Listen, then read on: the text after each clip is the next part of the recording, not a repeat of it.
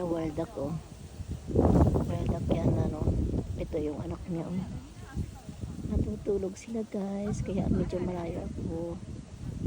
Close up lang ito. Kawaii, yung anak niya, oh. Mga anak niya, ayan, ito yung nanay. Gustong gusto nang pumikit ng nanay, pero yung kanina maraming tao dyan ay isturbo ba. Kawaii. Ang cute nila, oh. Bait naman ng nanay. Sa iba yan, lumipad na yan, eh. Gusto matulog. Ito yung anak niya. Ang cute.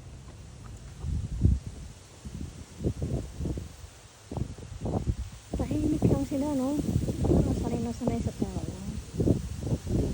Sa iba yan, lumipad na yan, eh. Ang cute naman nila, uy. Ngayon ako nakakita ng ganyan na napakalapit.